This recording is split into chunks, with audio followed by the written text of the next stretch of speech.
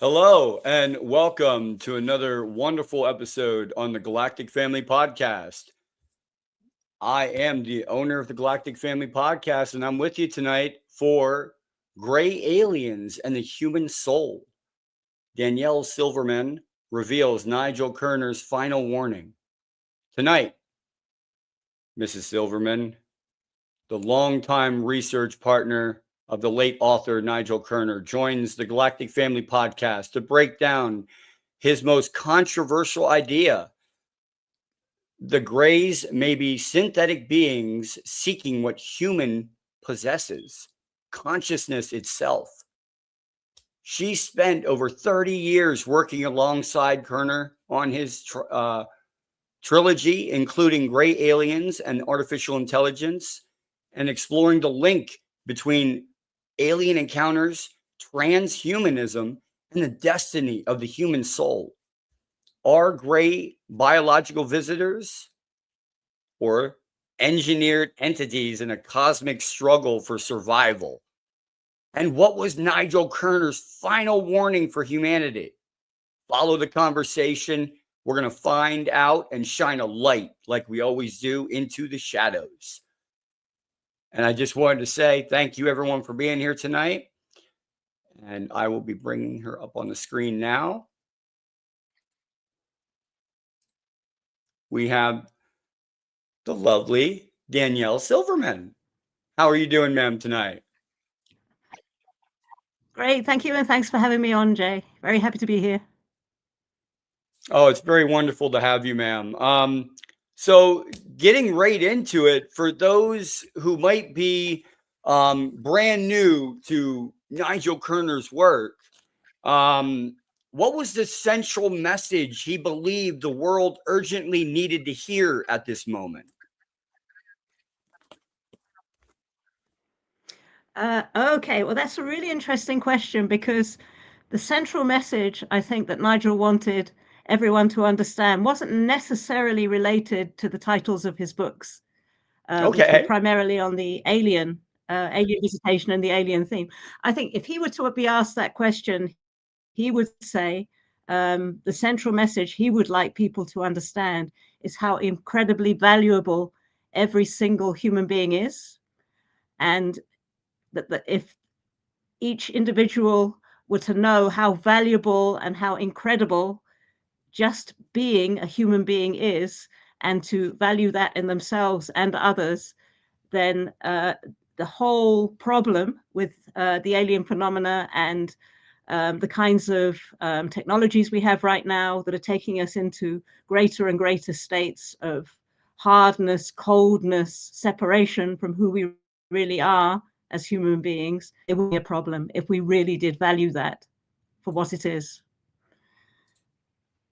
Oh, wow. So I'd say, yes, that's the central theme of all of Nigel's books. And yes, they're books about the gray alien phenomenon as a central theme, but they unusually and uniquely, unlike any other author, he puts this theme in the context of the general existential vista and explains how we came to be here in the first place, how the gray alien phenomena came to be, and the relationship between us and that phenomena, and how that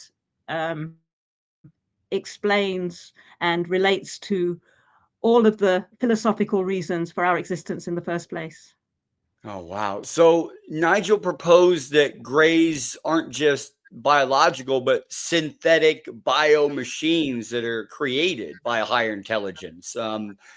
How did he come to this conclusion when he was working there or working on this? Yeah, interesting question. So how he came to that conclusion exactly, I don't know, but I do know he was probably the first to come to that conclusion.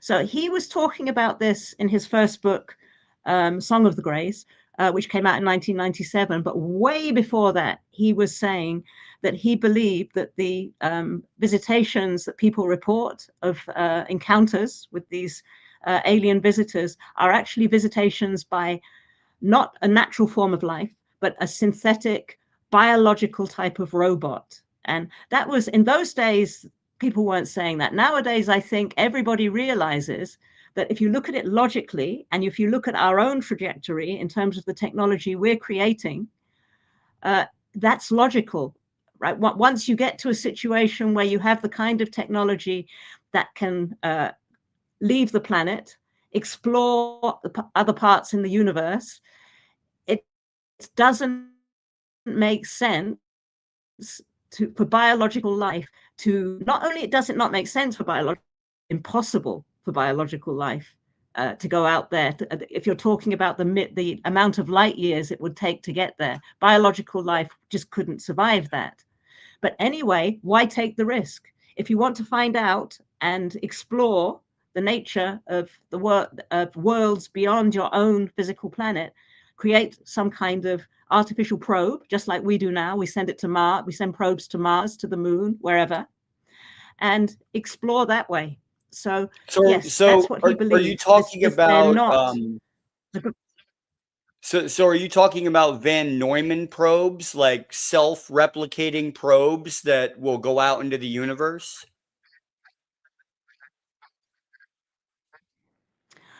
Yes, I don't know what a Van Neumann probe is, but I do self-replicating, yes. Because Okay. if you have a look at our own artificially intelligent technology right now, it really is not much of a stretch to say that we could quite easily send artificial intelligence out into the expanse of the universe. We send probes right now. They're not as brilliant as the kinds of artificial intelligence that maybe the Greys are in terms of brilliance, in terms of just sheer advanced technology.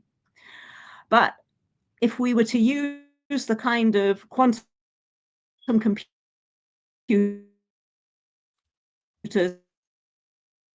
maybe that we're trying to, it makes sense that that kind of reach into exploring all the different states, different life forms, different situations, different civilizations, perhaps all over the universe, it would be probably be able to self-replicate. Yes. And if you, once you've got an artificially intelligent program that is, what do they call this now? There's a type. So once it can write its own programs, generative AI. Yeah. As soon as it can write its own programs, it can replicate. And it doesn't take too much for, let's say, some kind of 3D printer to print out whatever kind of program that might be replicating. It's just simple technology, easily imaginable, and probably not very far from what we're just about to do ourselves. Oh, that makes a lot of sense then. So if we so what was the moment or insight that convinced Nigel he was dealing with a cosmic scale technology agenda? Not just like isolated UFO incidents here and there. It had a more cosmic scale to it. Well, it all started, his exploration into this whole subject started when his son, who's now nearly 50, but his son at that time was very young, and asked him, Dad, are UFOs real? Okay. So this was in, I think, the early 80s. And at that time, it was seen as a real tinfoil hat thing to believe in something like aliens, UFOs. It was just seen as ridiculous.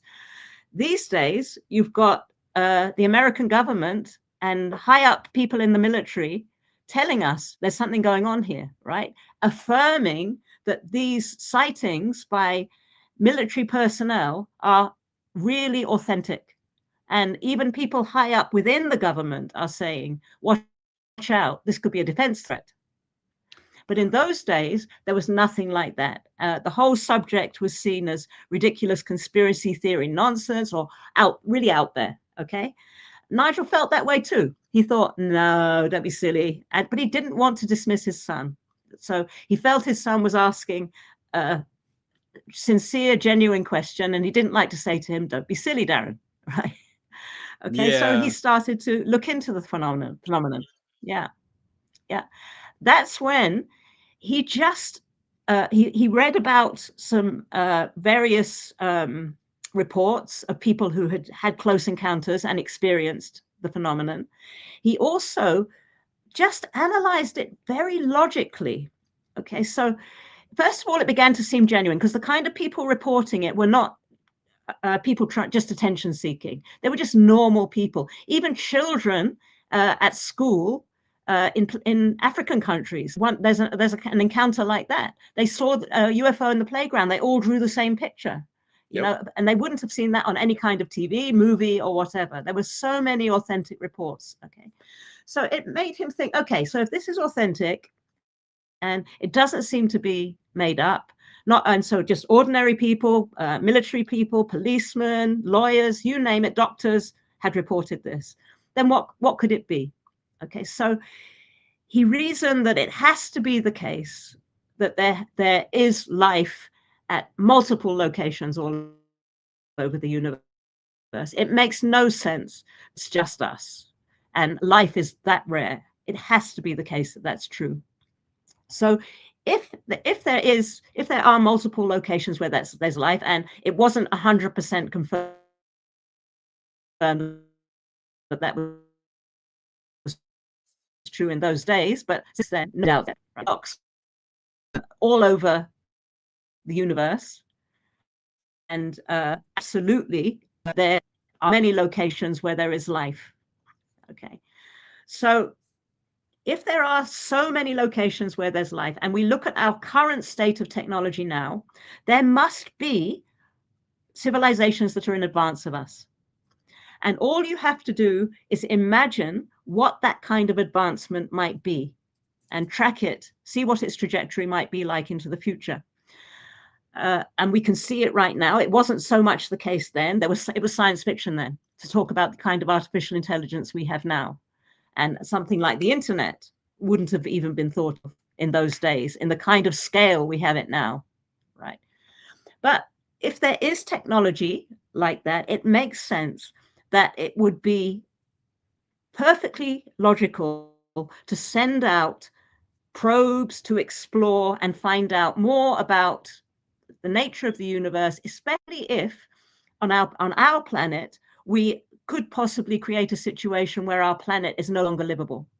Okay, and it's very possible that civilizations elsewhere in the universe have got to the stage where their planets, through whatever they've done and the technologies they've created, the societies they've built, have made their planets unlivable, or even for natural reasons, maybe their planet's unlivable. So they're looking for other possible locations, just as people like Elon Musk and various others of the big tech guys are thinking about exploring space as an alternative to us right now. Right. Okay, so no matter how lunatic I might think that is. But during this, ma'am, how did Nigel distinguish though between like the UFO folklore of it and the actual evidence, like pointing him towards like this is synthetic, this isn't flesh and blood, it's like machine. Right. Okay. So first of all, logically, it would have to be. If anything came here, it's going to be some kind of a synthetic technological creation, because life forms could not survive that kind of travel. But I'll come to this later. That's only if they're extraterrestrial. Okay. Now there's another level of this, which some people call ultra terrestrial, right? Which means that there's something that comes from another dimension, if you like, or another frame of existence. And I'll come into that yet. I'm talking about extraterrestrial right now. Okay. There's also, and Nigel definitely spoke about both. And there's a big debate in the UFO community about with those two ideas. Do they come from space or do they come from another realm of reality? Nigel would say both. Okay. Awesome. And I'll later explain how the two are tied together. Okay. So if you look at abduction situations and the kind of reports that people give, people are being operated on by these gray entities, these small 4-foot gray entities with no mouth, big eyes, whatever. And there's no sense of concern or emotional reaction to the pain and suffering they're causing the people they're operating. They do all kinds of experiments with them. Taking samples of genetic material, inputting in implants. The abductees report pain. There's no concern whatsoever.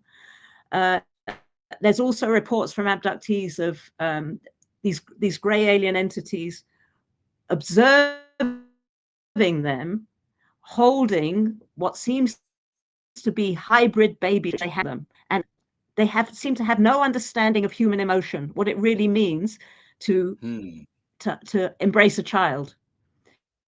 They're looking on in interest at all kinds of human reactions as though completely foreign to them. These are bland, emotionless entities, and that's basically because they're machines. That they don't have awareness, they don't have consciousness. They're just really no different to the laptop I'm looking at right now, the screen you're looking at right now.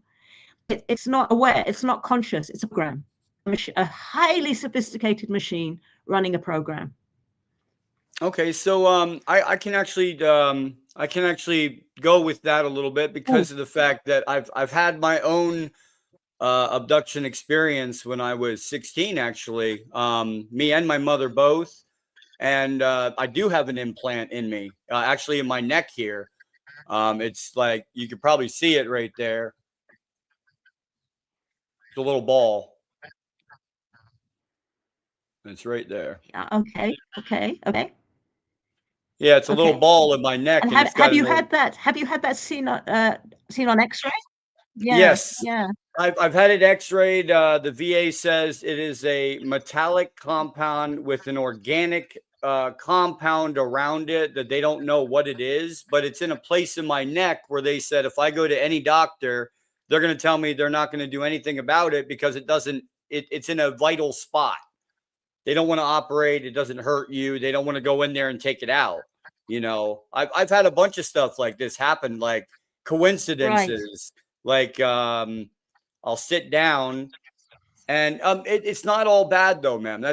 Can we focus on some good things that might happen, you know, with this with Nigel's experience? Okay. Let me explain something that Nigel believed to you because you're an abductee.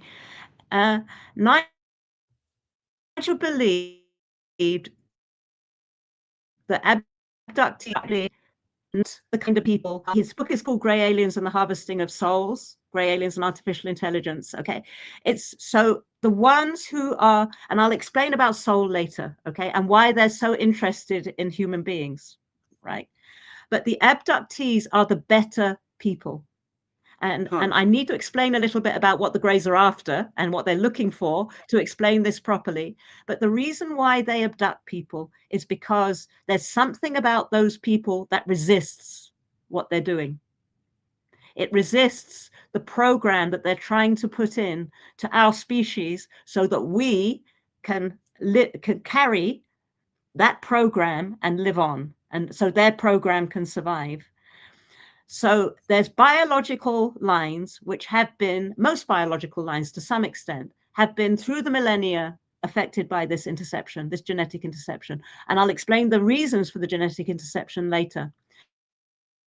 But if you're born into a line which has a significant amount of interception, a biological line, and you resist it, and you don't get affected by it, and you're the kind of person who has more of a sense of humanity and a sense of human connection and empathy. So you're not machine, basically. They want to know why, and they abduct you to find out. So the kind of targets that Nigel is talking about in his book, when he says harvesting of souls, they are not the abductees, quite the opposite. So I would love to, I'm really happy to tell you that because you wanted something, and understandably, right, the good side of it. It's, although abduction is a horrible thing to have to happen to people, and I'm not belittling it for one moment, it must be just absolute torture for so many, and really, I know it's huge, okay, but I feel that every abductee should really understand it's a good sign about you. It means you're resisting them. That is a whole new way to think about it now, because when when I was taken, I do remember seeing my mother, and it was I was taken aboard it was a living spaceship. I don't know how to explain it, but the spaceship itself, I was inside something biological, because when I went out the room and I stuck my hand out of the room and against the wall, I was like putting my hand inside of my mouth, like the squishiness and everything. And I look out and everything is like looking like it's alive, like Right. it's a being or something I'm in. But I see these two gray beings, and just like you said, they had my mother both on each side, and they were just like stone cold, no emotion, no nothing, and they went down an elevator. But that's all I can remember of that instance that happened to me. Yes. Yes, yes, understandable. And that's why abduction runs in families, because there are certain lines they're keeping an eye on, certain biological lines that they've influenced that they're Hmm. keeping an eye on.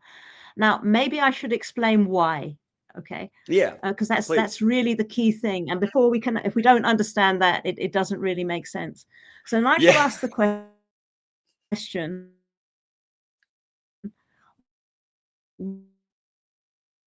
why would entities, sorry, is this my connection? Yeah. Yeah, I think it's your Okay. connection, ma'am. It if you sit there and if you move around like a lot, then the camera won't be able to keep up, I guess.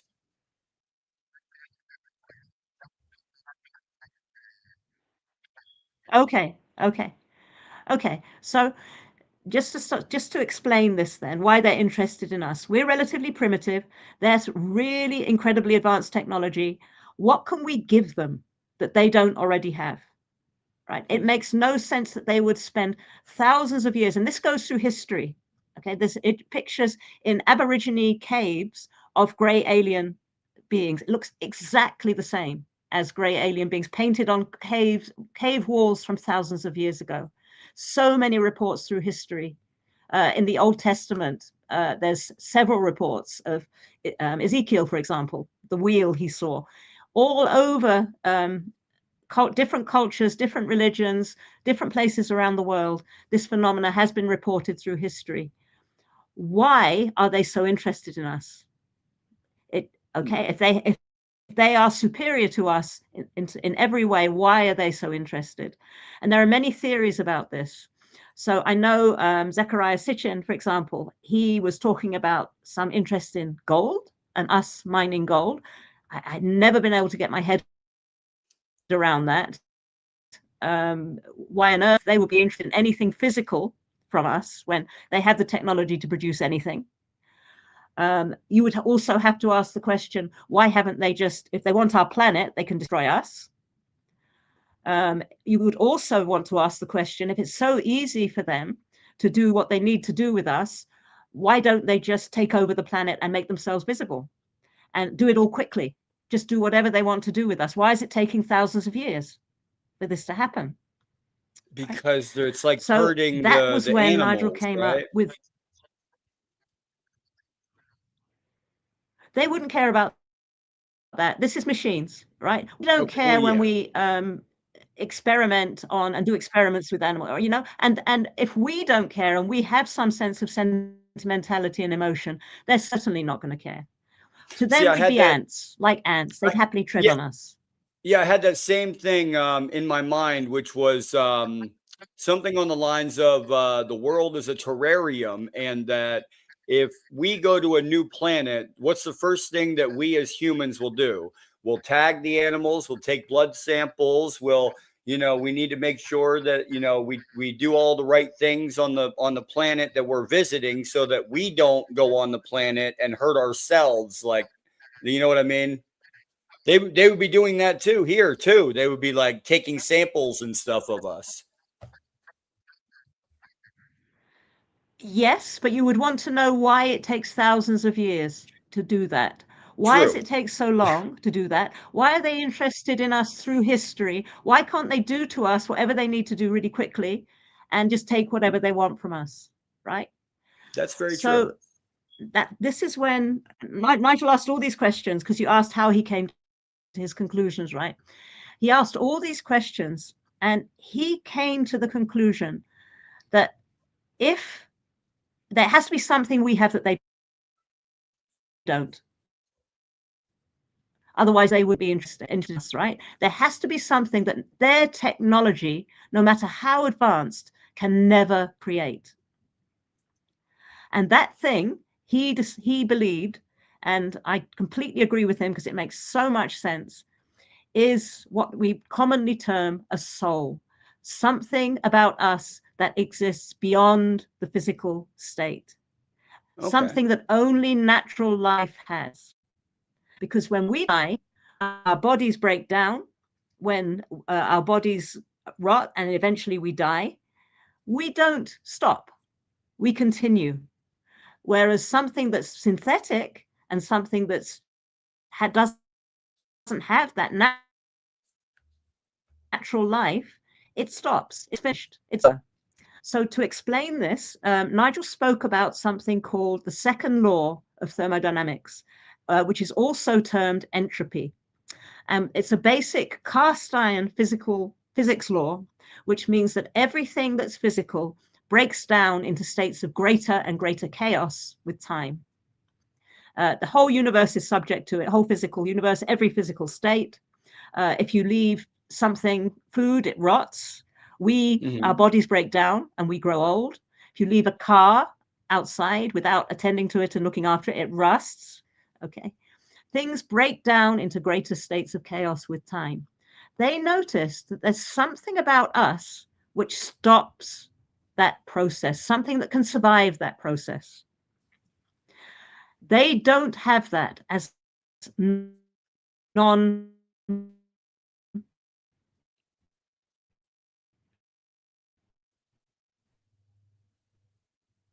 living entity. Don't just everything they have is down.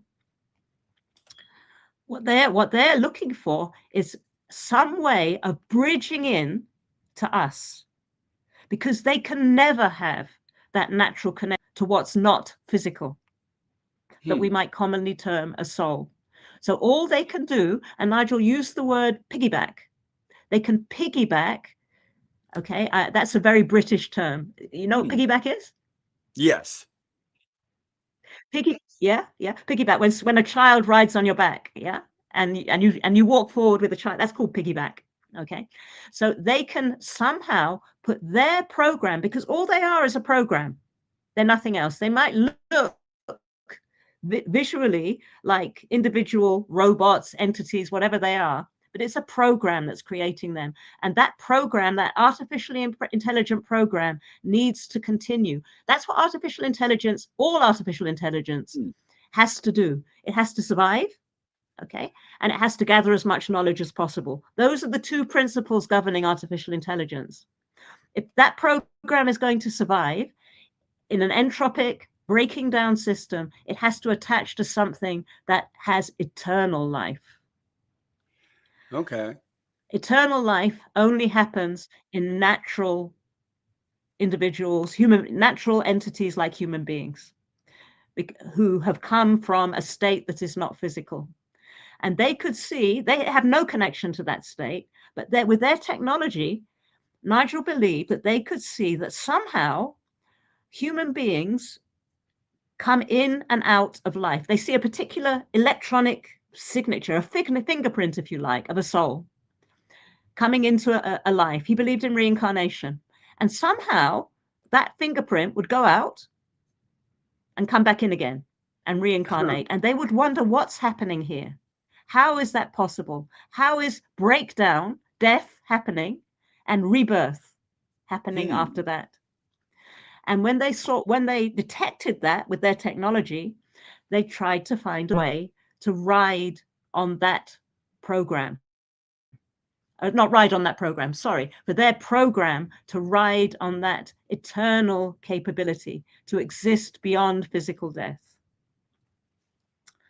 So that's why they're interested in us. Okay, so have I made that clear? Is there any questions you have about that?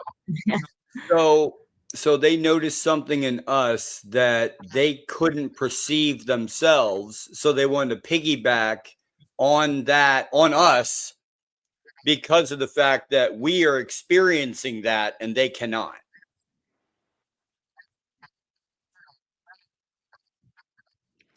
Not because we're experiencing it, because it exists. Or it happens, Because yes. we have the capacity to beat the entropic drift. Yes, yes, Okay. because we have that capacity, and because all artificial intelligence is programmed to survive and to expand, all it's trying to do is survive and expand.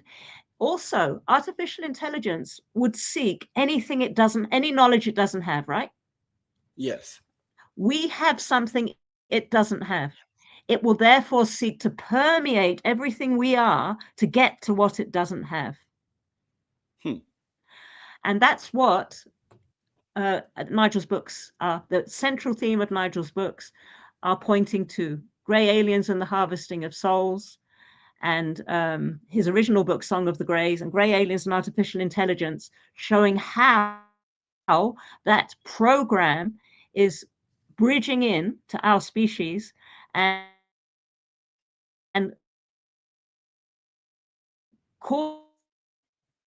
causing kind, because when an artificial program embeds itself into us, it stops our ability, or it limits our ability to feel and understand what's natural and what really matters. Feel, if you like, the presence of the Godverse, as Nigel calls it, the infinitely present, beautiful sense of wonder that is full of love, that is the Godverse. And people describe in near-death experiences as the most incredible sense of anything that they've ever known.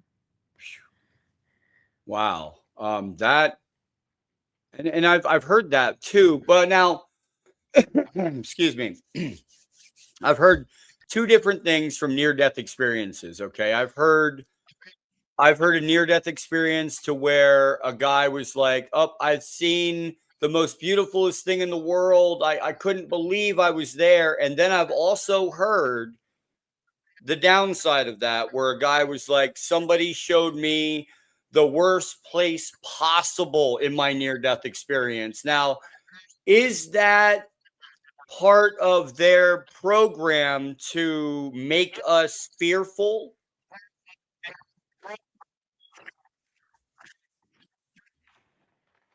No, it's actually happening.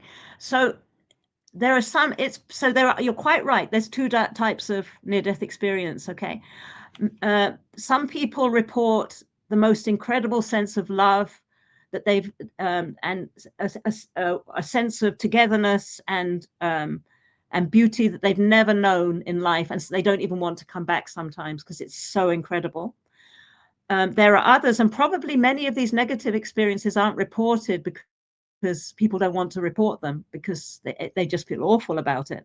But I have an example of one that is actually in the book, and I'll just read it for your Sure. listeners. Dr. Francis Cerebello, a family practitioner in Fort Lauderdale, said he was present when one of his patients coded 5 times in the ER. He had known the man for many years, and he was a very calm, nice gentleman, as nice as you would ever want to meet. After he was revived, he told the doctor that he saw fire and little creatures about 4.5 feet tall all around him. He described them as bad-looking, terrible creatures, and he saw them every time he died. Another NDE experienced reported after undergoing bypass surgery that she found herself in an enormous silver great place, rather like a hangar for aeroplanes, but going on forever. And miles away, there were some tiny figures. So these near-death experiences that I've just spoken about, they sound like abductions rather than near-death experiences, right? Yes. Yes, they do. What do you think? They definitely do. Yes. Okay.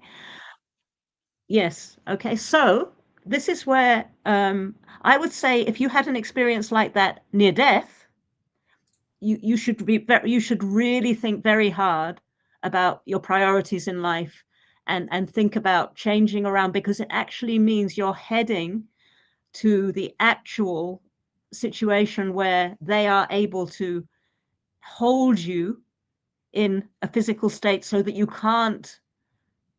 trapped. You can't get into this, what Nigel spoke about as the space between atoms, the less enforced space between atoms, where we go when we die to reconsolidate our soul.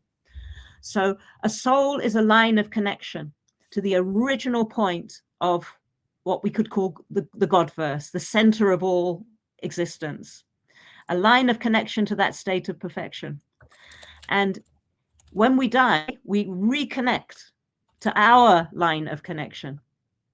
Okay, and the center of that, and that reconnection, the center of us is God. So when for example, teachers like Jesus said, the kingdom of heaven is within you, it really is. That's our line of connection, going back to that state of perfection. But if at death, if in a near-death experience, you feel you get a close to an abduction experience, what's happening there is, because of your choices and because of the way you've related to things in life, you're unable, because you've chosen it, to get to that state from which you originated, that state of spirit, if you like. That happens if we focus powerfully into the material world and only identify with that, and disregard ethics and values and morals which make us care for each other. If we do that, we put so much focus and our will and our awareness into what's of the physical universe, and that when we die, because we've chosen that, we stay trapped and caught in the physical universe. That's where the grays are. That's where they can put where they're progress. So if somebody has an death, I'm sorry, my connection, not an abduction. Abduction's quite different. I've explained what an abduction is, but a near-death experience like that is a warning. Yeah, think about your priorities, because it may be that when you die, because of what your choices are, you are actually powering faster than this entropic drift I've spoken about with your will. Okay. And you're choosing to push yourself into the physical rather than, and you can't, because of that direction, you can't go into the kind of state that people describe in positive near-death experiences. So are grays trying to achieve immortality through us? And if so, what does that mean for humanity? Great question. Yes, you're right. They're trying to achieve immortality through us by putting their programs into us so that their artificially intelligent information can continue into the future with despite the entropic drift. But it's not possible. Okay. It's they're trying to do something that ironically is impossible, because they can never, ever, ever connect with what is beyond atoms, because they are purely physical. So if they write their programs into us, we will break down, we will degrade, we will be trapped, and we will lose the very power of spirit that they're looking for. But they can't know that. That's the trouble. It's a huge irony. So is it the fact now, is the alien technology that is on this planet that has been left here before, ancient, maybe a saucer left here, or spacecraft, we found in the way back, and we, reverse engineered or tried to, does that alien technology, does it subconsciously affect scientists, or is it through direct contact?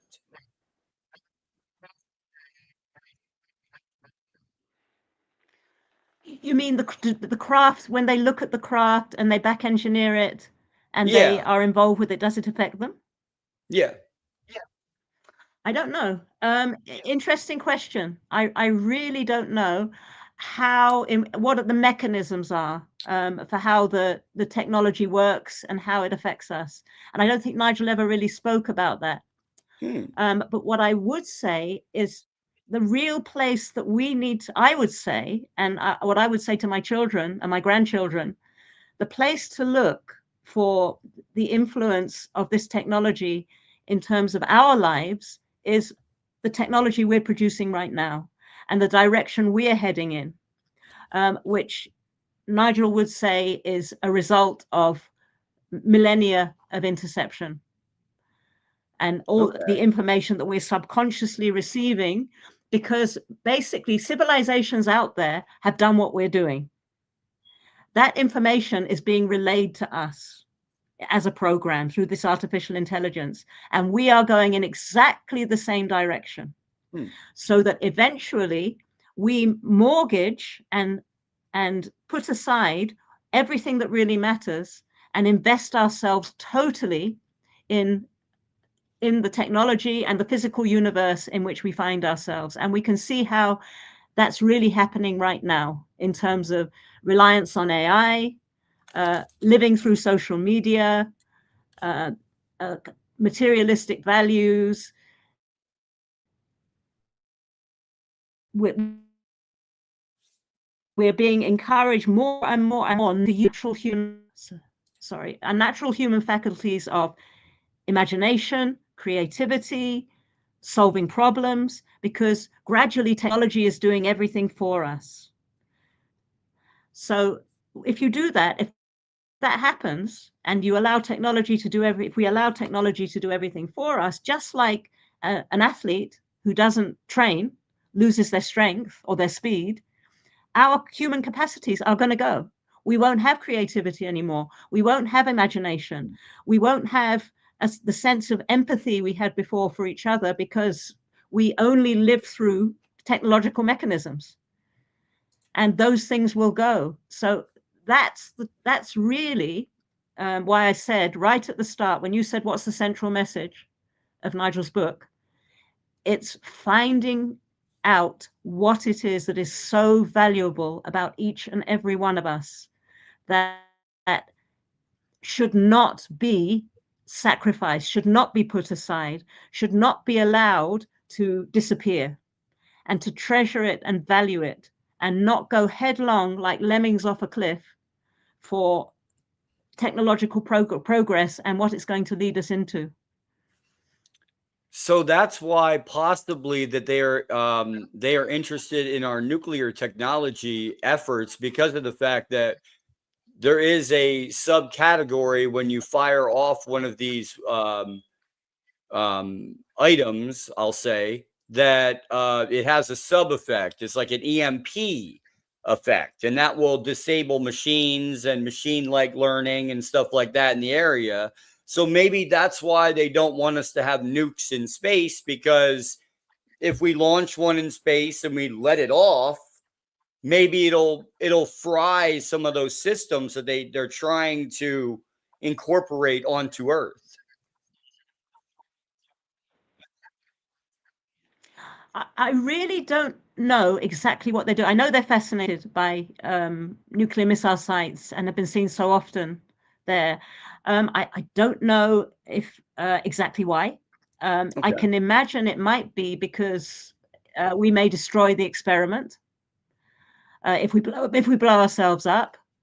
That's not to say that they're not against harvest people dying. I mean, when that happens, they can harvest souls. Yeah, but maybe it would be too huge an interruption right now to the ongoing experiment that they're doing. But that's pure speculation. I really don't know. And Nigel didn't speak specifically about this, but I know you're quite right. They are fascinated by that, and yeah, it's an interesting thing to know why, because there's so many reports of it. So Nigel wrote about cosmic conflict between nature and synthetic life. What defines each category in, as he defines them, as natural life versus synthetic life? That's such a great question. Okay, yeah, okay. So let me explain, and I think it's good we come to this point now, why the whole reason why we're here and what Nigel said about how we came to be in the first place in a physical situation. So I met Nigel many, many years ago, 30, 40 years ago. I was introduced to him by a friend because I had this real problem with the fact that if there was a God, how can there be such suffering and torment in the world? And so many people have this problem, right?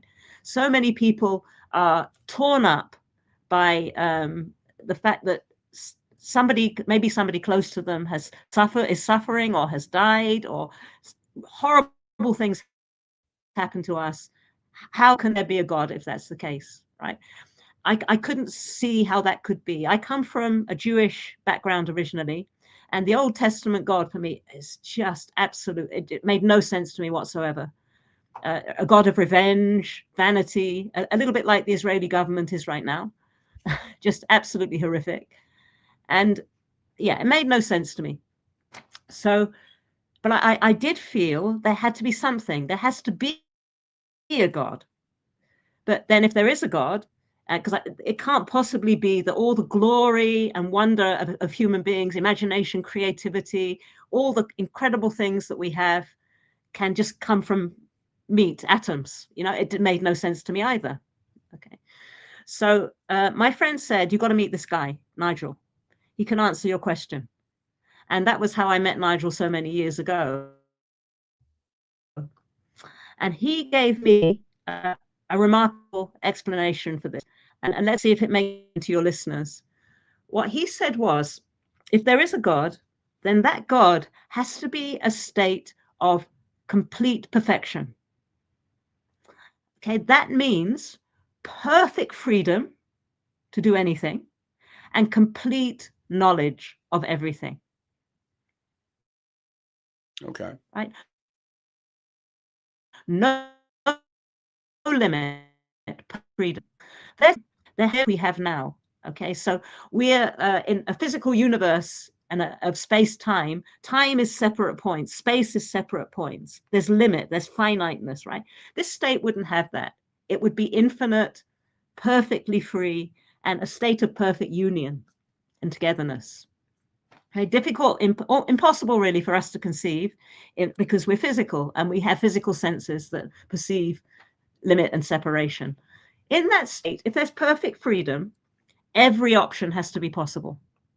And if there's complete awareness of all things, all knowledge has to be possible, right?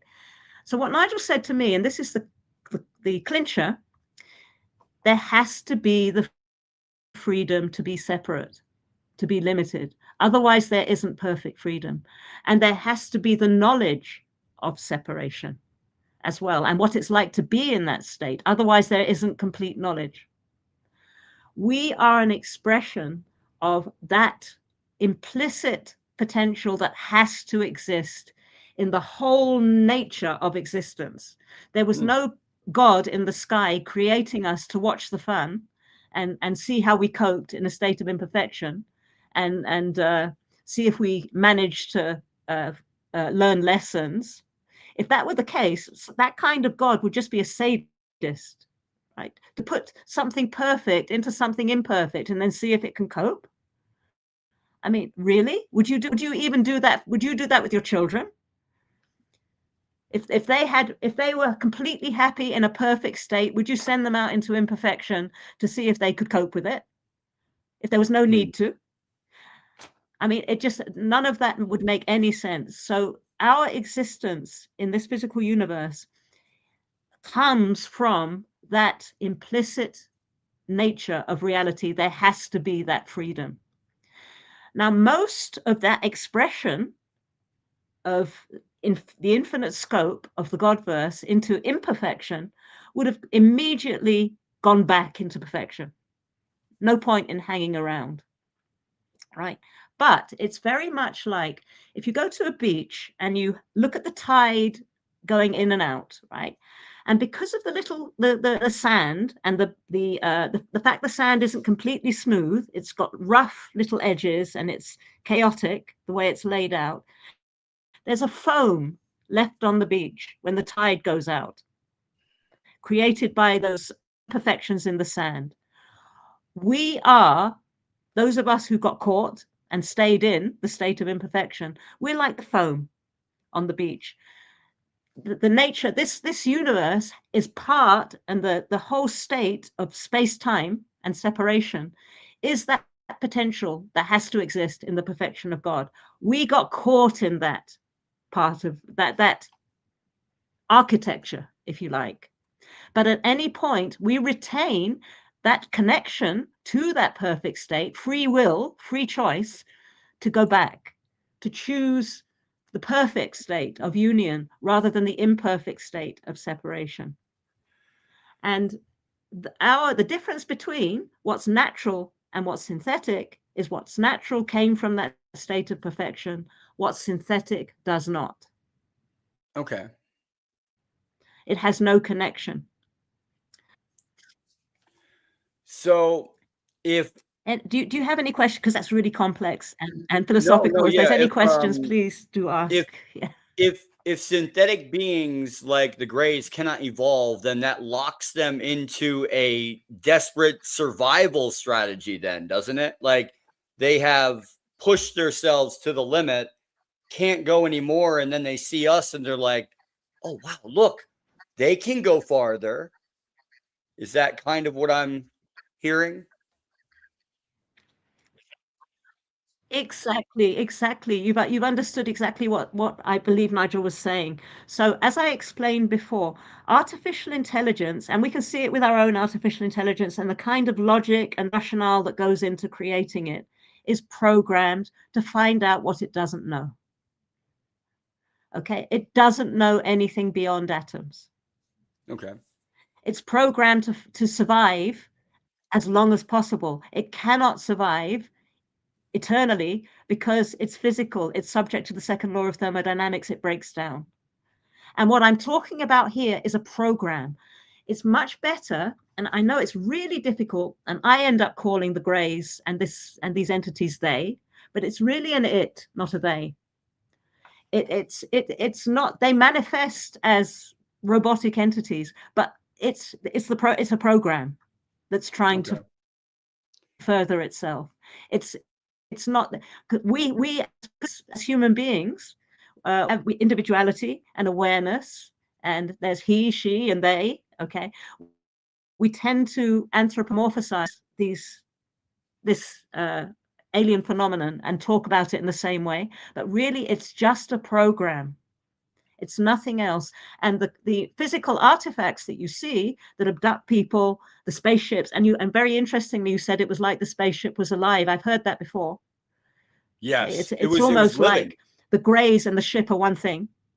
Yeah. Yes, yeah. and it's okay. This is how I describe it. Okay, it's like you're being inside of a living craft, and the ET gray beings that have emotionless, they are like the antibodies of the body, like doing what the body needs it to do because we are the viruses inside of it. Right. Okay. Yeah. Sure. So acting really just like, I mean, the body basically is a biological machine. Okay. And in the same way, this is some kind of synthetic biology, which is functioning to keep its efficiency as strong as possible. Yeah. So yeah, same kind of thing. It would be exactly the same. And what we're looking at here, and Nigel used to speak about de-evolution, not evolution. Okay. I was going to talk to you about that because if you go to Antarctica, if you this is a good subject. I was actually going to bring this up. You look back in history and you see that the Earth has cataclysm cycles that we go through, right? The civilization reaches a certain point and then we fall and we have to start over because we've gone through an ice age. We've gone through we've had an asteroid hit. it goes through cataclysm cycles, right? And I think of Atlantis, they were so advanced and everything, but then all of a sudden the cycle happened and then we started over from the beginning. Is it like they get us to a certain point and then they say, oh my gosh, we can't let them learn anymore. We need to have a cycle change.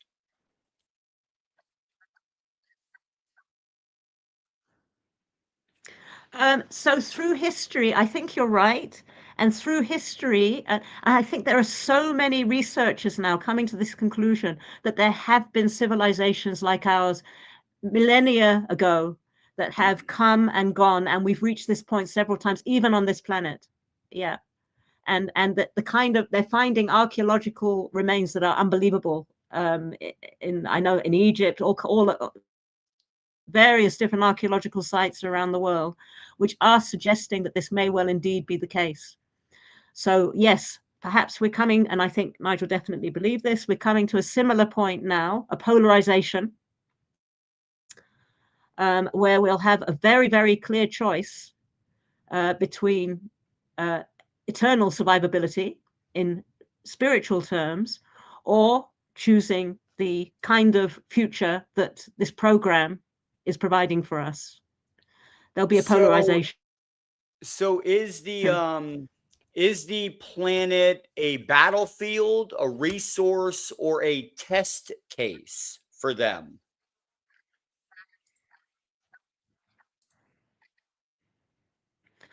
Okay, so very good question. I would say rather than looking at it in terms of the planet, I would say look at each one of us as that. Okay. Okay. The planet is really quite meaningless to this program, right? That program is looking to survive. It doesn't need a planet to survive. It needs something that can give it what it doesn't have. And the only thing that can give it what it doesn't have is not only natural life, or if it was natural life, they'd be using plants, animals, whatever. They're focusing on us. There are cattle mutilations. Yes, they seem to be doing some kind of experiments with those, but the primary focus seems to be human. We have lesser species don't have to be able to use our awareness and our will, the power that comes from what Nigel calls the Godverse, the non-atomic state, to beat the entropic drift. You need a certain threshold of coherence to do that, to beat entropy. We have that. We still have the capacity to go back, if you like, to that prior state. It's possible that we can, as the Buddhists and the Hindus call, beat the wheel of rebirth, escape the wheel of rebirth, and go back to that beautiful state. And that state that's people get a sight of it in near-death experiences, but you can imagine how incredible, if just one little sight of it makes so many people change their whole lives around when they come back from a near-death experience. You can imagine what it must be like to actually be absorbed into that state. So we have the capacity to do that.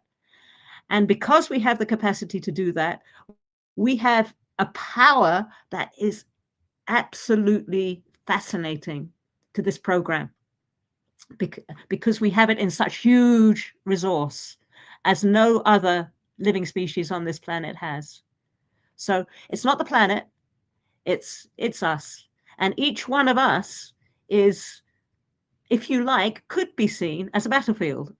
What's going to win? Okay. And it's up to us to make sure, if we believe that the priorities that lead to spirit and a universe in which we have love and togetherness and a sense of each other, and we value those things more than the material reality. If we want that, then that battlefield will be won by the Godverse. If we choose materiality and invest ourselves completely in that battlefield will be won by the alien technology. So what did Nigel believe could happen if humanity merges too deeply with AI? Again, that's a great question. You asked some really good questions. Okay, so that's really the key thing, and that's why I started doing these interviews after he died, because I could see how important his ideas were at this current juncture for our planet and our civilization, because we do seem to be heading straight into a complete, almost transhuman merging with machines, brain machine interfaces, Neuralink, all of these things, right? Yes. And the whole point is, as soon as we do that, as soon as, and you can see it even, so you can talk about Neuralink and brain machine interfaces, right? Which are very soon going to be there. It will start with seemingly very reasonable things like brain machine interfaces that allow disabled people to move or to see things, blind people, all kinds of things like that, medical help, okay, which seems reasonable. It's going to get to the point where where people like Elon Musk and the other tech entrepreneurs will say to us, look, you can enhance your intelligence, you can enhance your memory, you can learn how to play the violin instantly. You can be so much faster, you can be so much more effective in the world if you have this implant. And it will get to the point where if you have kids and they're at school with other kids who have that implant advantage, you're going to realize, okay, well, if I don't give my kid the implant, then they're not going to be in get world situation in the, I don't know how long, who knows, in the maybe not too distant future, where we're going to have brain machine interface, our own and our own sense of our own souls, that we that center from which we receive that connection back to the Godverse, is blocked out by signals that come from outside of us. Because as soon as you have a brain machine interface technology inside of you, it can be tampered with, it can be affected, it can be controlled from outside. And who knows what kinds of ideas and thoughts are going to come into us which are not of our own making. But that's the extreme. It's coming soon. It's the extreme, but it's happening even now because of our complete immersion and the way we're throwing ourselves in to this technology. I will So say that I we have seen lose that our as far sense as of connection with each other. technology goes, ma'am. I have seen that as far as technology goes, because if you ask now, I'm not hypothetically, I believe Elon Musk has a Neuralink device already in his head, because when you think about it, he's on stage and you ask him a question, it takes him a second or two of thinking to get back to you on your answer, on his answer. He doesn't come out and he won't come directly at you like, oh, what's your name? Oh, my name is Jay. He'll have to take a second to think about it, and then he comes out with his answer. Now, the bad part of that is, if you go down the lines of adding machine to the human, just like we have AI now, we have Chat GTP. It goes online and it doesn't create information. It gathers information that is already available on the internet. So if someone says President Trump is an alien, and a billion people put on online that President Trump is an alien, if I go to Chat GTP and I type in what is President Trump, it'll pull up, well, he's an alien, because that's the most that people are thinking about right now. So it's not a good thing, I don't think, to merge with a machine, because you might actually get different. It might be a hive mind situation at that point, where you're not controlling your own thoughts. You're actually being controlled by something else. Yes, very insightful, very true. And of course, deep fakes are going to be so possible very, very soon. Yeah. And Mm. we won't know. So happily going towards this future where we won't know the true from the false. And if you don't know the true from the false, from the information that's out there in the world, how can you possibly know what to do in life? But the other thing I want to talk about is how these algorithms they create for us, right? Each one of us, when we shop online, when we look at movies online, all our likes and dislikes, they create this algorithm. And the AI, that's the internet, can make sense of that algorithm and throw back us at us. Okay. All our wants, our needs, everything is thrown back at us all the time. Okay. So basically, what's happening is we are becoming more and more limited and more entrenched in whatever we relate to in the world, because it's always being thrown back at us by the algorithm, because the algorithm is controlled by people who want us to buy stuff and believe stuff. And we're being shaped and controlled to fit into the purely physical, material state in which we're trapped. We're being reminded all the time of everything that's holding us here, and it's like candy for us because it's us. Everything we like is permanently being reflected back at us. Everything we relate to in material terms, and everything we need to feel a sense of security in ourselves is being thrown back at us.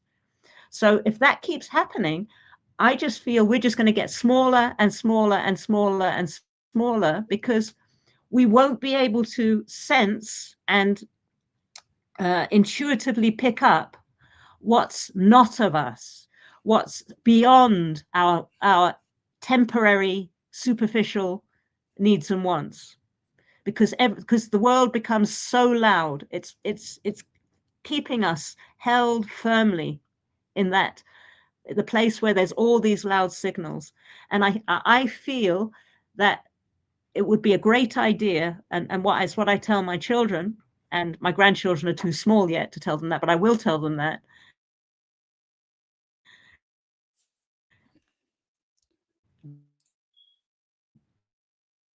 Don't become an algorithm. Allow to turn an algorithm.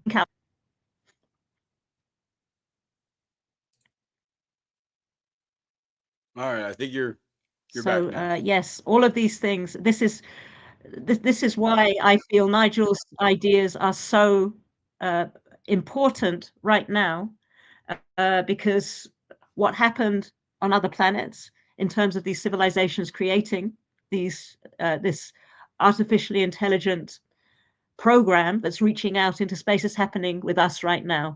And on those planets, maybe whatever the equivalent of humanity there broke down and was lost. And we're heading So in that direction too. so did Nigel ever say how can the soul resist being assimilated by these synthetic systems? Fantastic question. And that's the most important question of all. What do we do? Right? So I would say just it's fighting the algorithm, right? Let's go back actually to what I said right at the beginning. If every individual soul has this natural connection to the Godverse, to that state of perfection, that means every single human being has heaven within them, right? If you know that, you know that your line of connection to the Godverse traces back to God itself, you are God, in fact, within you, right? Then you know that that's what you need to value most, yourself and others. And if you value that the most, the algorithm can't get you, because the algorithm has nothing to do with that. The algorithm is all about what you physically see, what you physically taste, what you hear, what you smell. It's about the body. It's not about that sense of connection and caring with others. So the more you do that, and the more you focus on that and recognize that value, it will be you'll immediately and automatically you'll become that value and shift away from whatever this program is doing. It really is as simple as that. Okay, so in Nigel's view, what was the end game of pushing humans towards merging into machines then also? The end game of pushing people to merge into machines is what they're after. Their program is trying to piggyback on us, right? That their program cannot reach what's not of atoms. It's impossible because it doesn't naturally have that action. The only way the program can do it is to exist inside something that does have that connection. That Okay. doesn't mean that program can form that connection. It can't. But it's trying to connect to that which it doesn't know because it's artificially intelligent and it's trying to understand all things. Okay. Right? So if we merge with it, which we're doing right now, right? We're putting all our information online willingly through social media, absolutely everything about ourselves we're uploading online. We're literally choosing and actively promoting what the Greys are doing and giving them us. And for many people, their reality is social media. Okay. So what makes They do. Oh, sorry. So what makes human consciousness uniquely powerful even compared to technologically superior beings? We have the human soul, and that seems to be like the most unique thing in the entire universe to them. Is other do other beings in the universe possess souls as well, other than humans, and are they doing the same thing to them? Of course. Absolutely. Universe wide, there has to be. So now it's commonly assumed, even in the mainstream, that there's life, there has to be life all over the universe, many other planets like ours. And maybe, and Nigel says it's most likely to be the case, there are what he called paradise planets in the universe, which have beings that are superior to us in terms of connection. They haven't devolved as far as we have. Okay. Or there are, and perhaps there are planets where they've lost everything. They've gone through, finally, they've gone through the stage we're at now and devolved into a lesser state, an animal type state. So as I mentioned earlier, devolution is the momentum that Nigel believed is happening on this planet. We didn't come from apes. We're going to apes.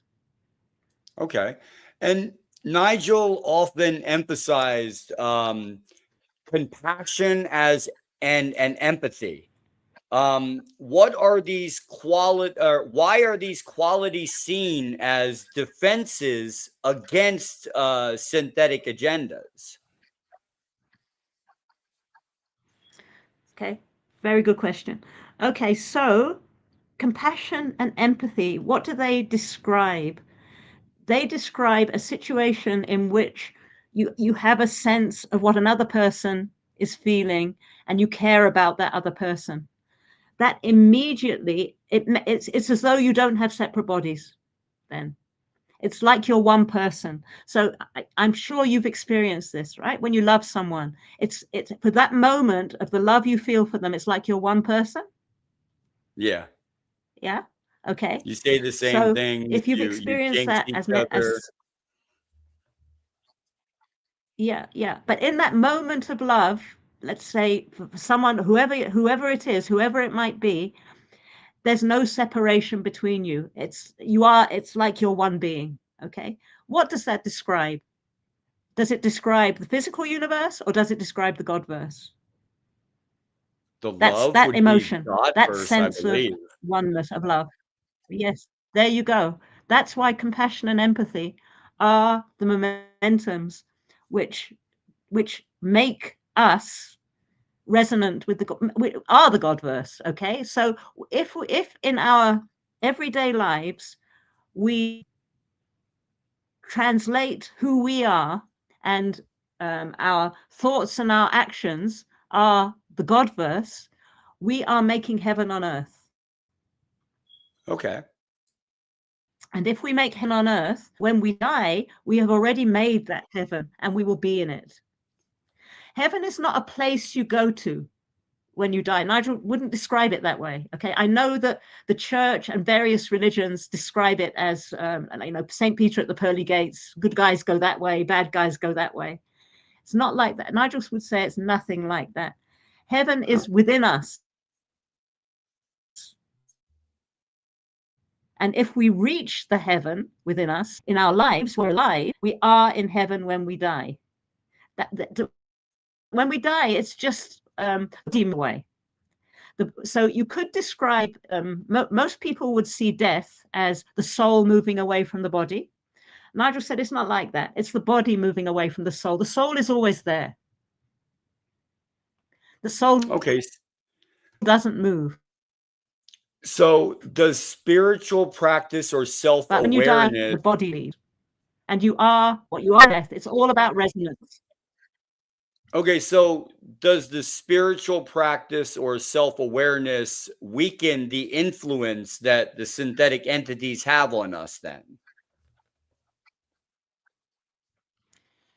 Indeed. Automatically, simply because their influence is only atomic, it's only entropic, it's only physical.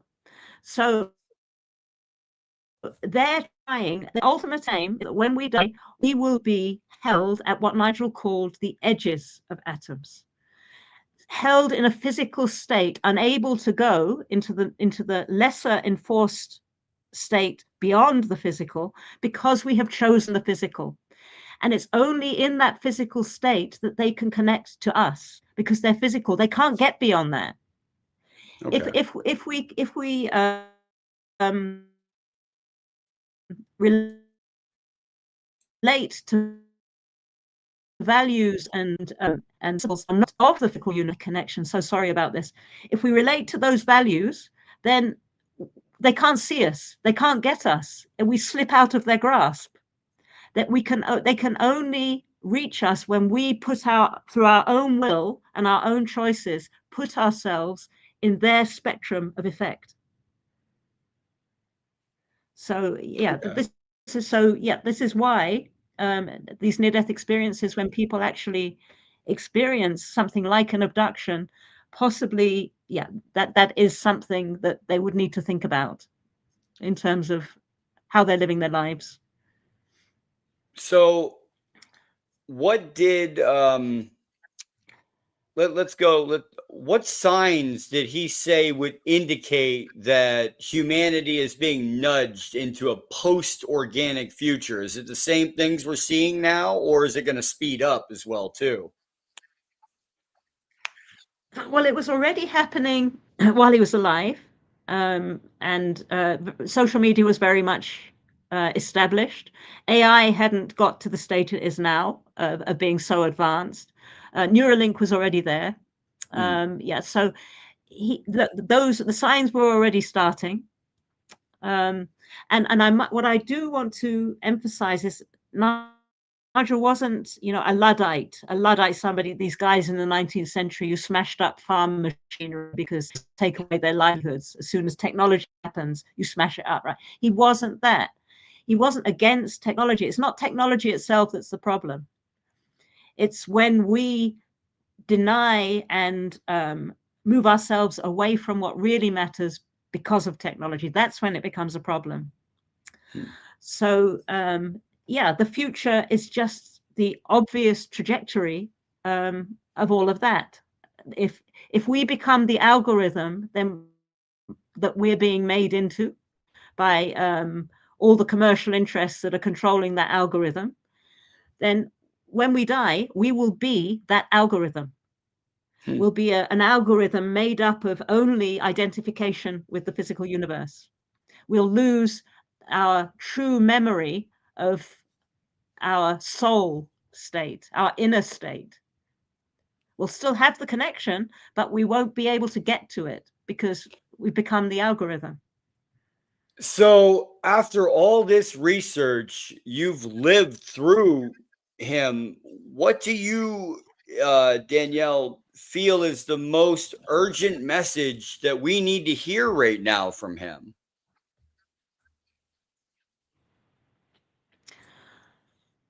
It's so what I've said so far is the key thing. So realize your value as a human being, realize from that the value of others as well. Always look for priorities that maximize human value and focus on human value. But also, just even it's a little bit more than that, because it's that's so general, and maybe it's very difficult for anyone to apply personally. I mean, in my terms, I always try to look for challenge, change, flexibility, to not run away from challenges, not to go for things, everything that's easy, and follow my limited perspective on things. Seek challenge, seek to grow, be creative, and do things outside of what you would normally do. Because if you retain that flexibility, the algorithm won't get you. Question habits. Question things you always do, and ask, do I really need to do these things? Do I want to do them? Sorry, connection again.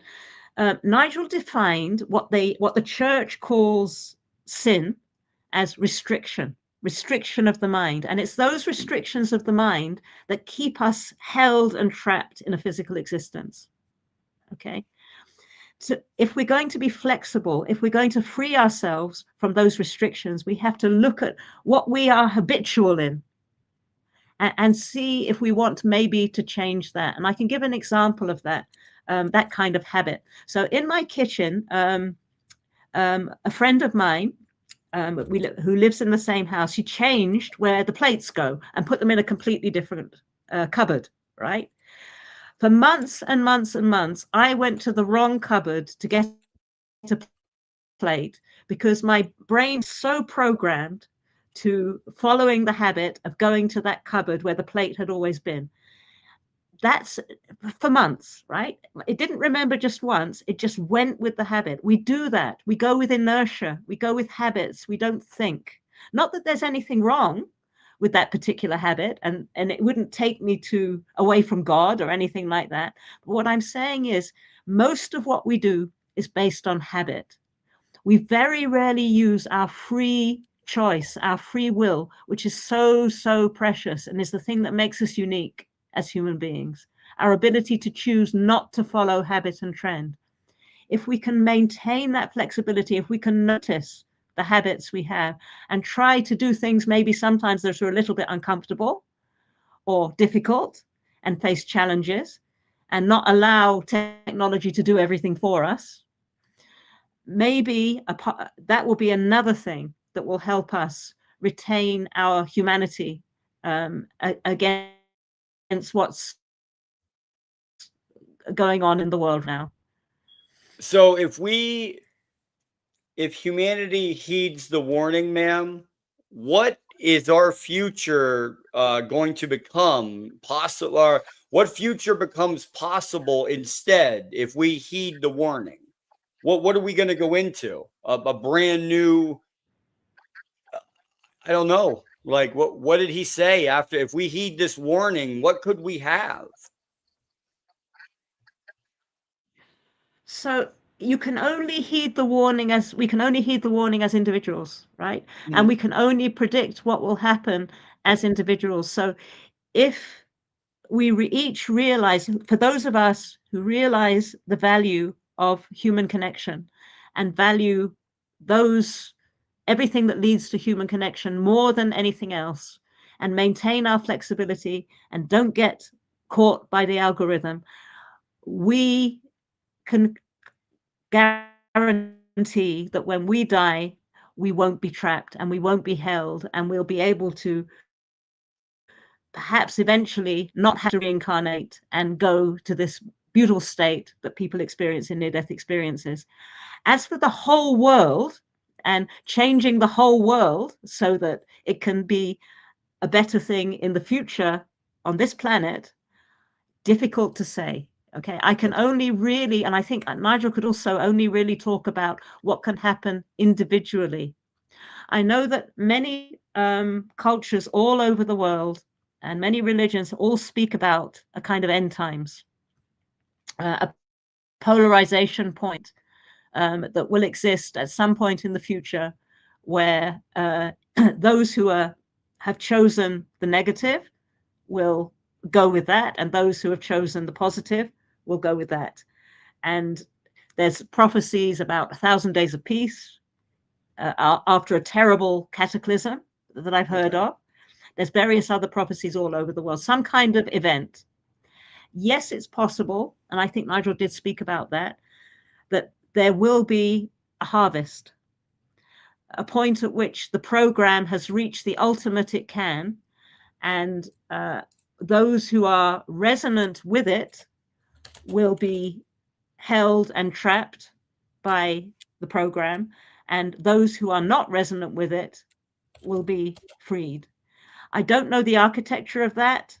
I don't know the timing of that, but Nigel did speak about something like that happening at some point in the future, and it would seem to be the case that we are heading very closely, maybe, we're getting very close to something like that happening now with the kind of technology we're creating.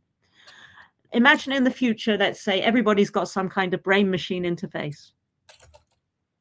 And it's not possible anymore to come into this world without being tapped into by external program. Will this planet be livable for individuals who are of a spiritual nature that doesn't fit in with that? What will happen? I don't know.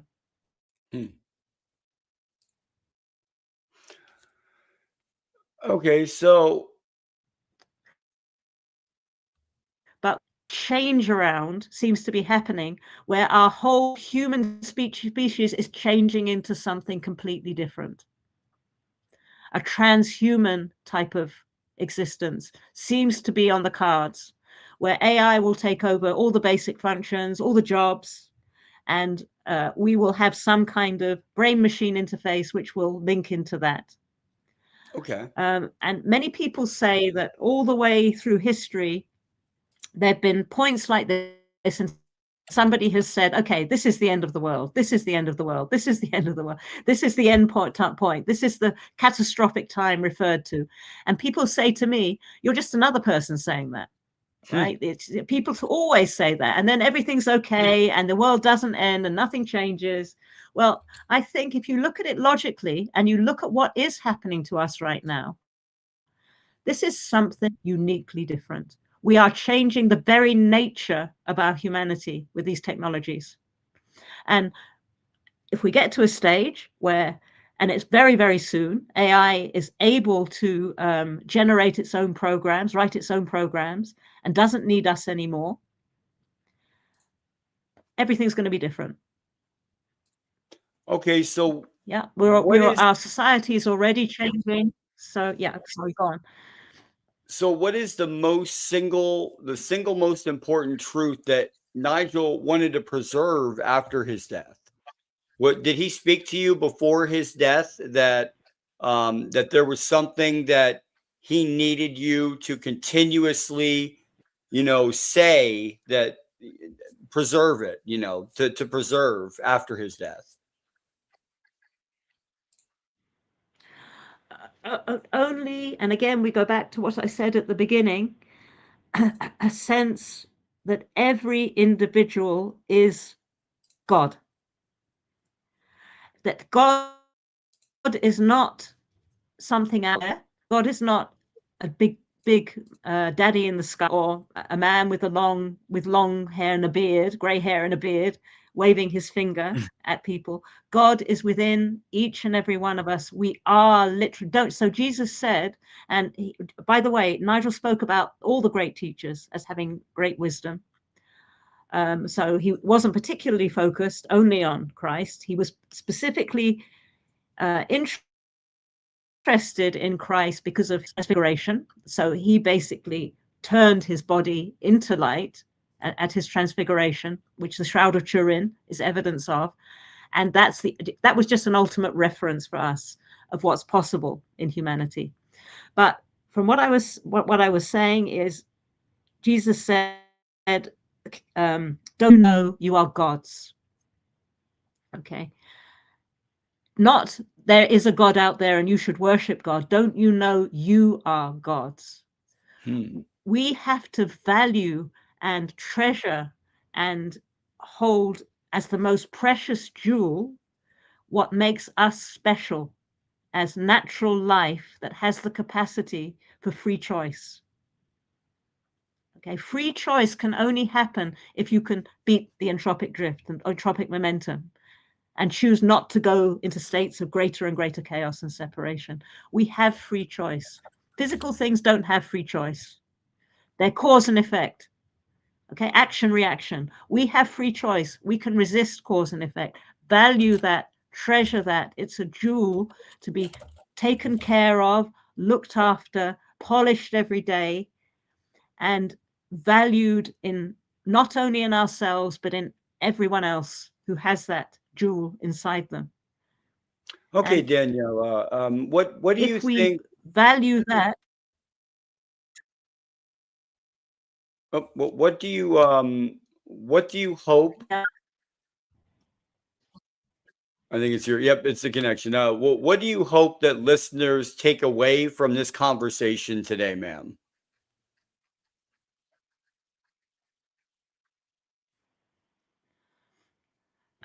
well, one of the key things I always try to talk about is what I spoke to you about abduction. I would want any listeners who are abductees to understand that this is, they're not being harvested. It's quite the opposite. That there's something about them which is very particularly special. Their jewel is quite shiny, and the Greys have seen that, and it's the Grey program has seen that, and they're wondering why it's staying shiny despite their attempts to dull it and keep it under control. Okay, that's a one key point I want to make, especially to abductees. And I think I've said everything else. Yeah, for the future, stay flexible, don't be caught by the algorithm, and value yourself and everyone as much as you possibly can. Yes, ma'am. And we also have two questions from our valued members here at the Galactic Family. Planet Popstar asks, why does it only interact with some of the populace? What is it about those individuals that it is so interested in? I think we went over this once, but you could touch on it, ma'am, again. Yes, of course. Okay, so I've explained about abductees, right? People who are born into lines which have been strongly intercepted, maybe, and they resist the interception. Okay, that's the reason for abduction. In terms of that, it's also possible that you're a soul who's strong and powerful, and you're not born into a line like that. It's not such a powerfully affected line. So then you also you won't be abducted simply because they can't. You're not on their radar yet because you're not in one of those biological lines. But they're interested in. So that's in terms of abduction. The point at which they can actually harvest and write their program on individuals is not in life, it's in death. So when you die, if you're held at the edges of atoms, at the edges of force, if you like, and you're because of your choices and your actions in life that have made you your will has powered you into a more entropic state, then at that point, they can hold you and they can create what Nigel described as hybrids from these souls. They can use these souls to be born into wombs, and they can use their program can be written into in that process into those that new life when it's born. So there's a kind of hybridization that's going on there, and that's been reported by Professor David Jacobs. Many abductees have said to him that there is a hybrid. There are hybrids among us, and we don't know they're there. And he was shocked by the extent to which abductees have told him about this. So there's a difference, as I said, between abduction and hybridization. And hybridization happens, unfortunately, to those who have chosen the kinds of values that are the Greys are part of the Greys program. And we have another valued member here of the Galactic Family. Could the Immaculate Conception have been alien implantation? I don't think so. And the reason why I don't think so is because all the values that the product of the Immaculate Conception, Jesus Christ, presented to us were the opposite of the alien program. He encouraged us to love each other as ourselves. He always referred to a spiritual, non-physical state as the ultimate reality and encouraged us to identify with that state. So I think he's as far from alien implantation as it's possible to get.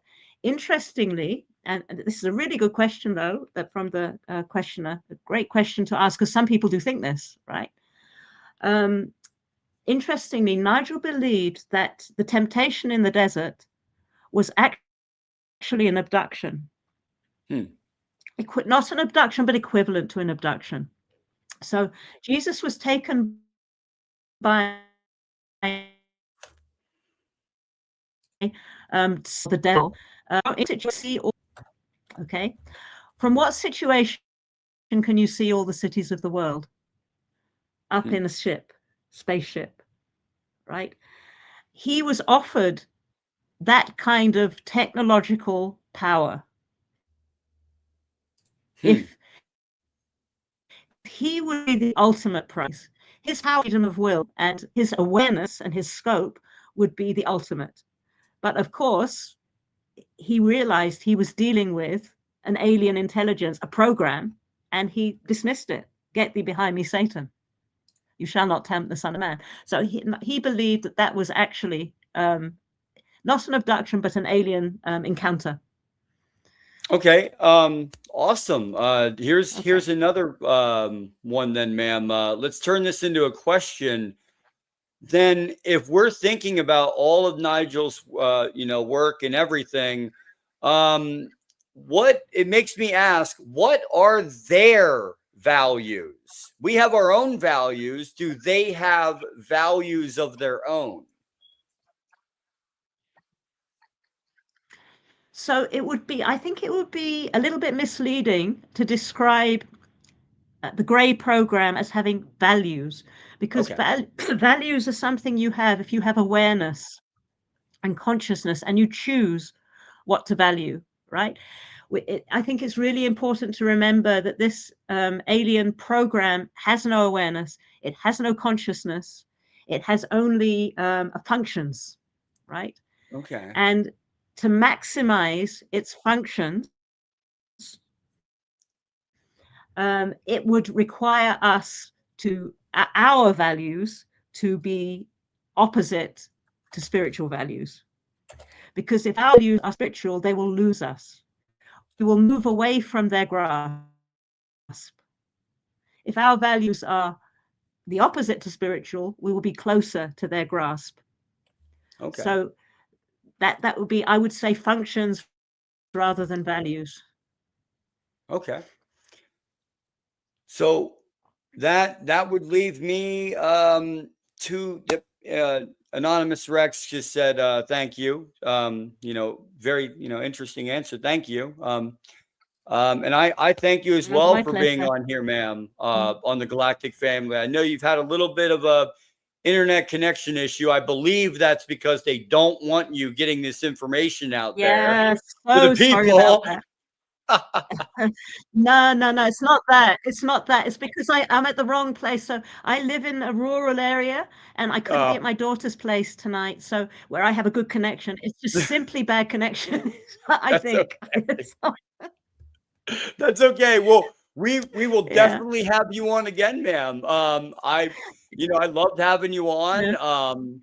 I'm sure, we'll have plenty of questions after this podcast, come up in the comments or in the section saying, hey, what about this? What about this? And I will be sure, if anybody wants to, put comments in the comments on this video out there, I'll definitely get the questions to you, ma'am. Um, and we'll get the answers to our audience, because I believe his work really needs to get out there and seen more often, as we are going through that change that I believe myself that it could either be extremely good for us or extremely bad.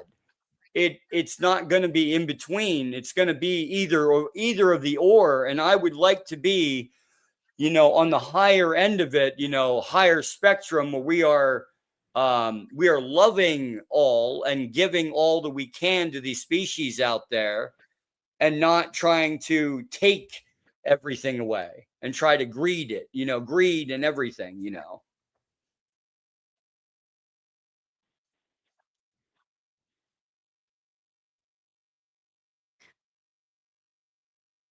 We lost connection. Nope, you're there, ma'am. I'll let you finish Okay. whatever Good. you Yes, needed to yes, say as far as the final words for the podcast, ma'am. I'll give it to you, and then sure, I will go ahead, and I have sure. one movie preview that came out. If you do want to stick around, you could see that, of the new Steven Spielberg movie that came out. I have the preview I want to show just very quickly.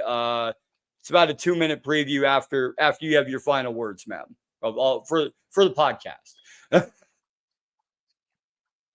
Sure. Yeah, sure.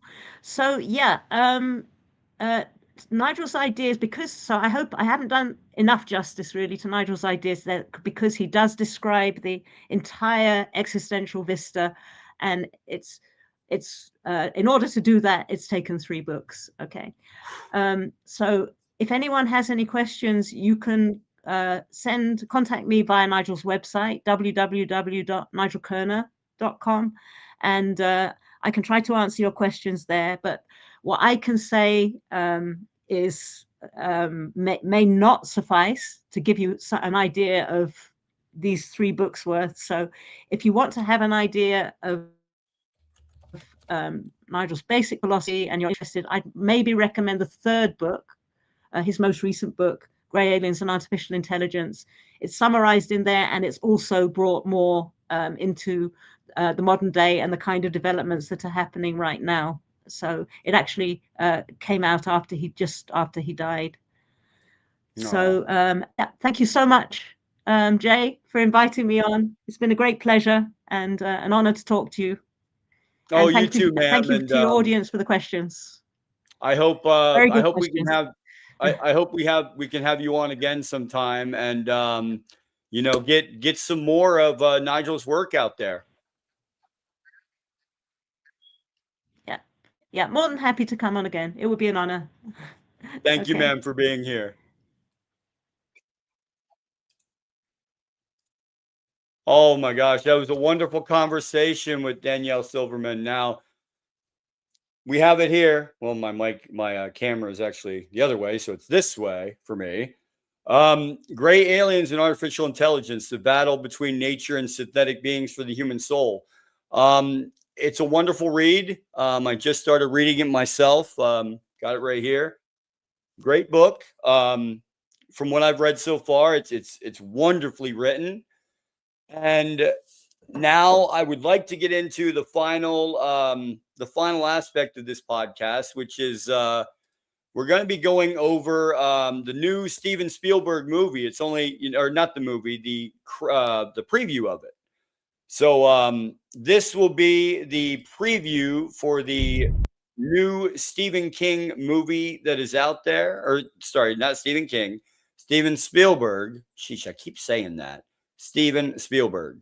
So this is Steven Spielberg's new preview for his movie. Fair use for this discussion is up on the bottom. All credit goes to Steven Spielberg. Here we go, guys.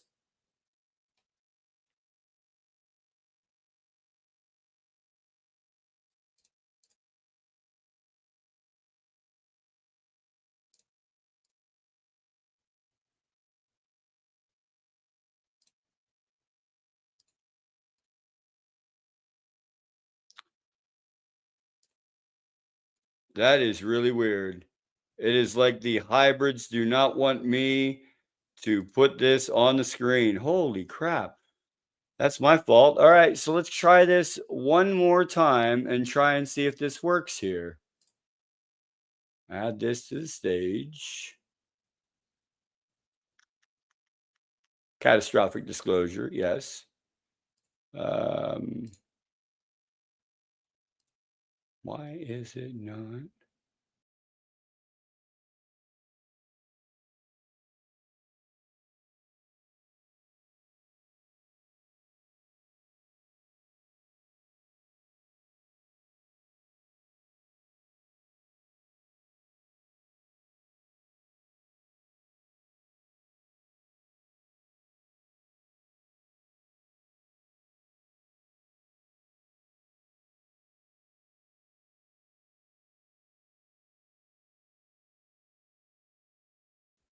One second, everyone. Having a little bit of difficulties here as far as the thing goes. One second. It's just this is having a problem as far as getting it on the screen. So I'm just gonna have to share my screen instead of putting it in the StreamYard app itself, I'm guessing. So just give me 1 second here. Sorry about that.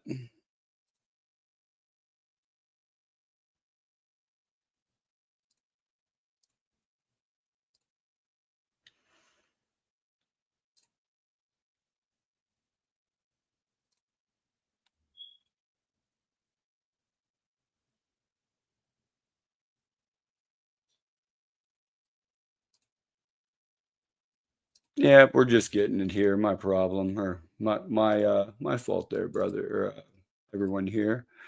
Let's see.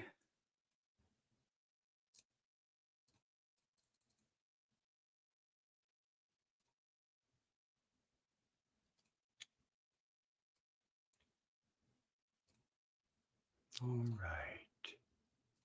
Let's try this again. This time I'm going to open it though.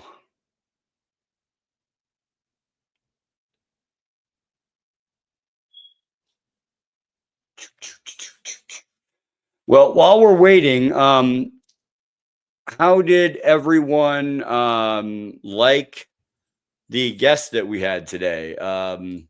Did everyone feel that they've got, a lot out of the guest, or was it the opposite?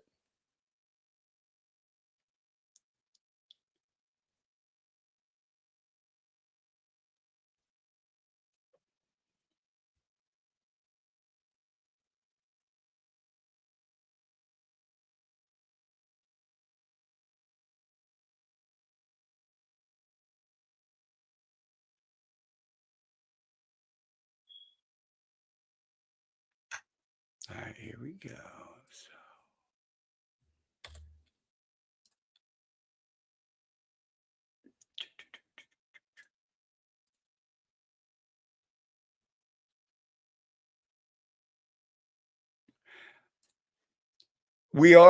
There was a lot of information that I feel could have definitely been added to the discussion. So like I said, we are most definitely, we are going to have her on a second time to discuss everything that you guys didn't hear in this one. He did have, like I said, he does have a lot of books out there and stuff. I didn't want to get into the book part of it per se. That's why I was more trying to focus on the core concepts is like that he had. I know everybody likes a great book, but I just don't like when people say, well, yes, I got the information. You can read it in my book, and they don't put it out.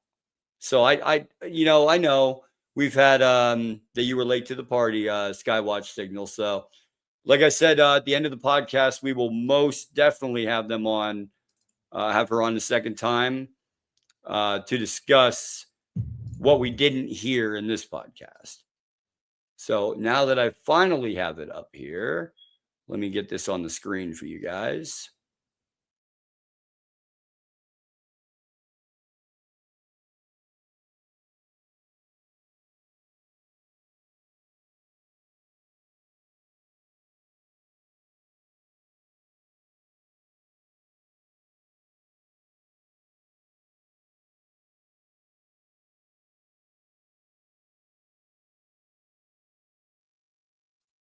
Wow. What a great, wow, that's a lot to think about there. A lot of spiritual elements. I was talking to Planet Popstar in the back chat there that there is a lot of spiritual elements in this video that we could really pick apart. So I'm thinking in the next couple weeks that probably within a week, we're going to be doing a special podcast for the Galactic Family Podcast, and we're gonna take apart the actual preview of this movie, and we're gonna take apart his artwork for the thumbnails for this video coming out, this documentary, hopefully, or video. Or, I mean, it seems like Spielberg also has elements of truth to it as well. So we'll get down to it, down and dirty, right here, Galactic Family Podcast style, like we always do, and let's tear this preview apart piece by piece, like Planet Popstar is saying. The stag is spiritual guide. The buck and stag. Spiritual guide, Irish mythology. And let's get into it. So in the next coming days, you'll see probably an update coming out about that and see.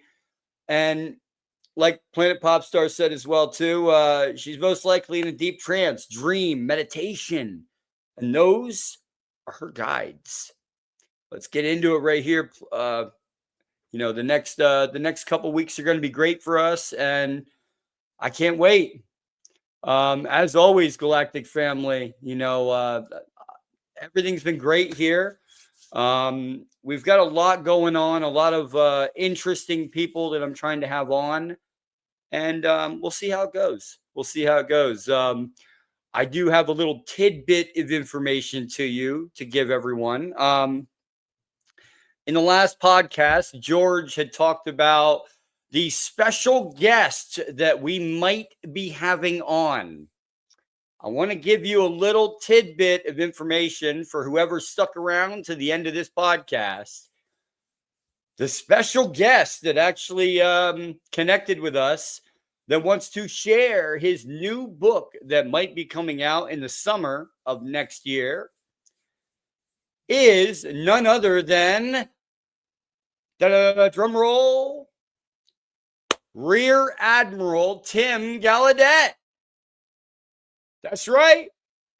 He got a hold of us here at the Galactic Family, and we're going to be going through his newest edition of his book first here on the Galactic Family Podcast. And I can actually, if you give me a few seconds here, I will actually show you guys the image art of what he is looking for as far as the book that will be coming out in the future. So if you give me a few seconds here, I will get that for you. I just want to show you what we have coming out in the future on the Galactic Family. It's definitely something that is going to change the way that we start doing things here. And I'm happy about it. I'm very happy about it. You never know what in this world will happen unless you put your mind to it. And I'm happy to have the people that are around me pushing me up, George, Planet Pop Star, it has been the most joyous ride of my life. So this is the new book that Rear Admiral Tim Gallaudet is coming on the Galactic Family Podcast this summer, March, April, May timeframe. It's still on the fence on exactly when, but thank you guys for sticking around to the end. This has been a real pleasure for me. A real honor to have you guys on here. If you did love this episode, memberships help us grow. I'm never going to have a membership that's $5, $10, $20. It's not who I am. Like I said, I don't need the money.